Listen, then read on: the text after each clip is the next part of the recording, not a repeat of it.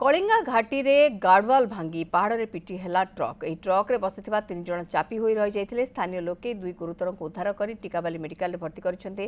अन्य जण को 3 घंटार अक्लांत परिश्रम पर जी उदयगिरी दमकल बाहिनी उद्धार करिबार सक्षम होईछि। ताकु जी उदयगिरी मेडिकल रे भर्ती करा जायछि। बरगडरू ट्रक टी इच्छापुरम जाउथवा बेले यू टर्न रे सीधा जाई गार्डवाल भांगी पहाड़ रे पिटी होई जायथिला।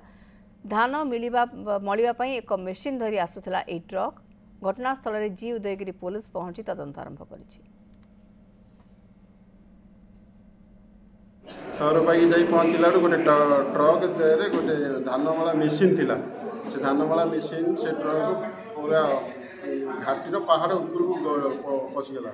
पहाड़ ऊपर पशि जाए से लोक रही केबिन भितर केबिन उपरे से मेसीनटा धान कटा मेसीनटा माड़ी बची जद्वारा कि सी आउ बाहरी पारानी।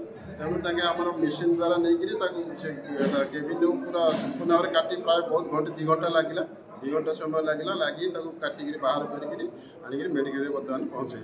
3 जण थे आम गला 2 जण आम्बुलेंस बाहर देदेले आ जड़े था से जन को बाहर कर मेडिकल देलु से बर्तमान जीवित अच्छी।